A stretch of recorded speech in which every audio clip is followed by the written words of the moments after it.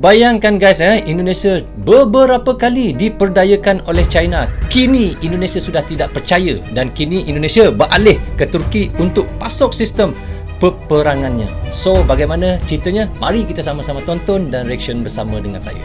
Jom.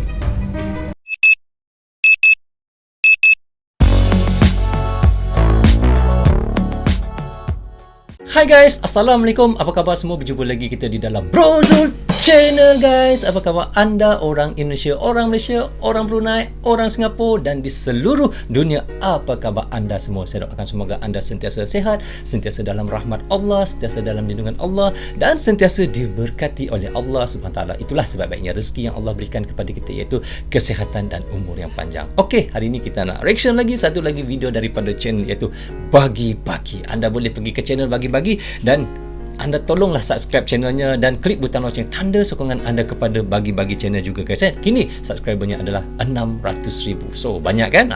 Itulah tandanya Bagi-Bagi channel ini adalah channel yang dipercayai.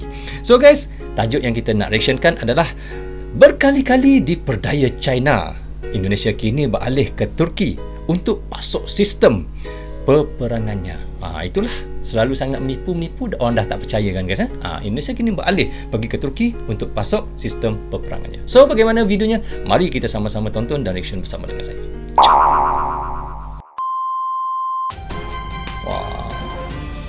Berkali-kali diperdaya China, Indonesia kini beralih ke Turki untuk pasok sistem peperangannya. Itulah, kita selalu sangat menipu orang kan. Orang pun dah tak percaya kita guys. Betul tak?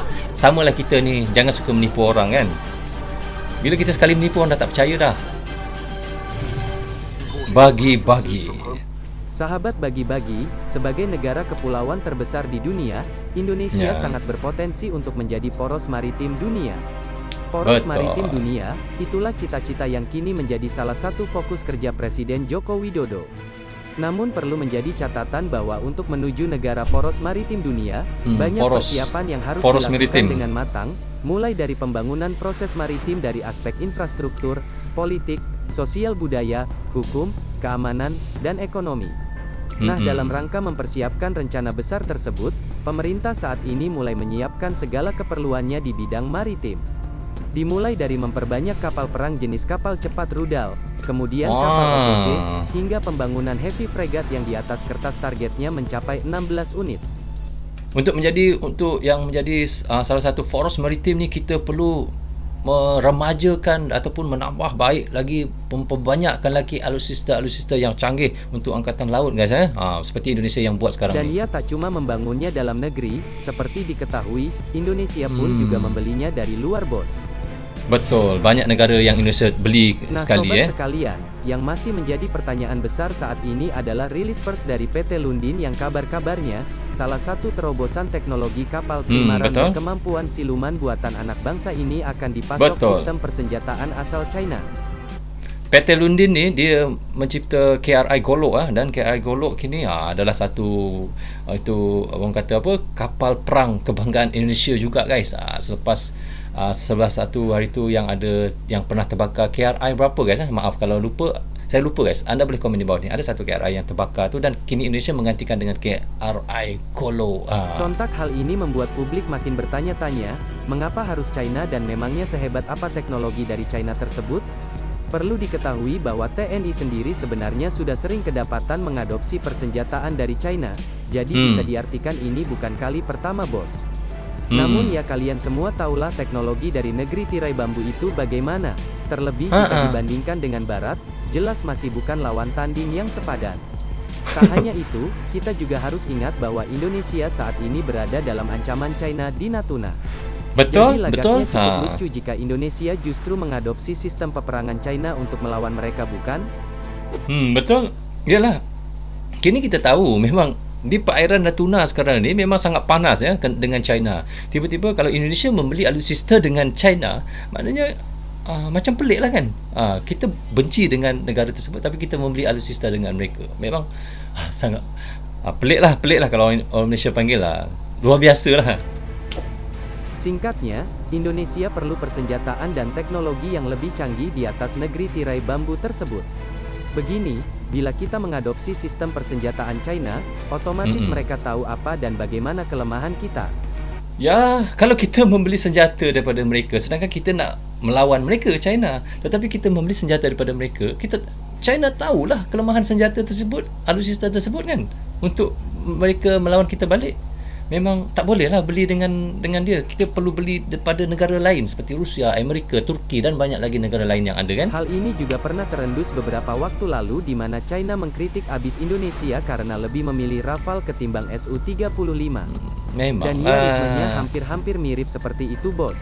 Sobat bagi-bagi, namun tenang saja, karena kabar terbarunya, 2 OPV 90 meter untuk Angkatan Laut Indonesia nantinya akan dilengkapi dengan sistem manajemen tempur Turki CMS dan senjata untuk operasi anti-apal selam dan anti-kapal.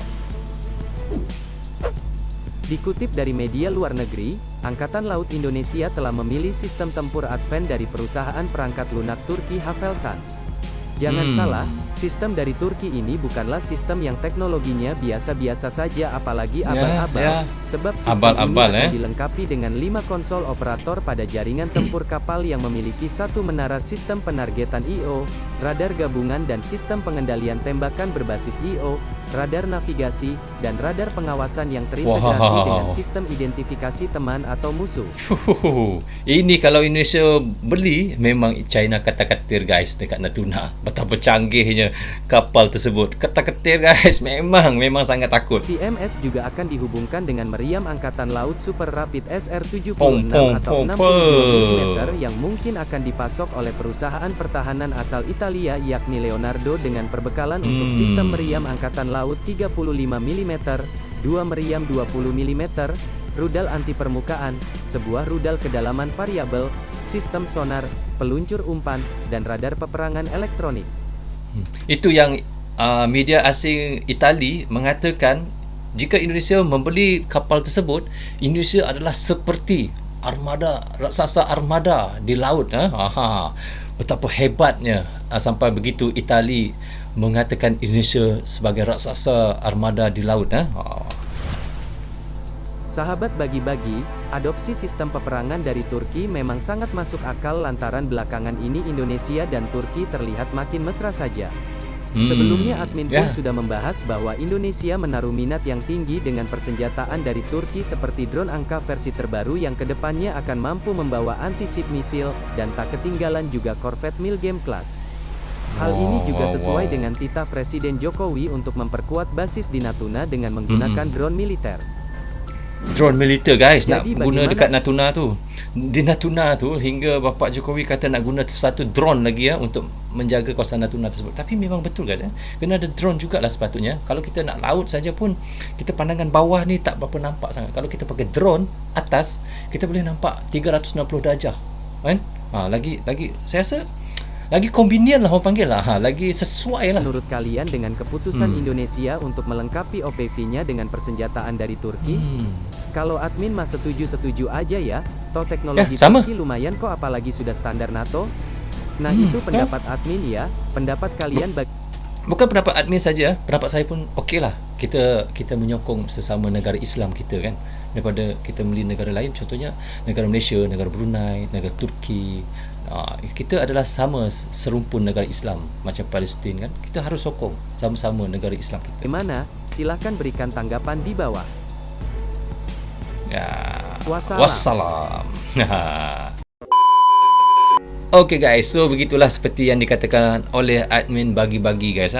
Indonesia akan menambahkan alutsistanya yang lebih canggih, lebih baik lagi di kawasan Natuna tersebut. Memang sangat itu yang diimpi-impikan oleh kita semua guys. Semoga apa yang diimpikan oleh Indonesia untuk menambahkan alutsistanya, akan meremajakan alutsistanya di Natuna untuk perairan Natuna, memang sangat kita harapkan, kerana kawasan Natuna tersebut kini selalu dicobohi oleh China yang mereka mengklaim itu adalah kawasan mereka. Memang nak cakap macam mana tapi itulah begitulah yang seperti yang kita selalu, yang seperti saya selalu reactionkan. Semoga kita doakan semoga laut China Selatan, di Natuna itu akan cepat aman dan cepat bebas daripada ancaman ataupun ceroboh daripada negara-negara asing.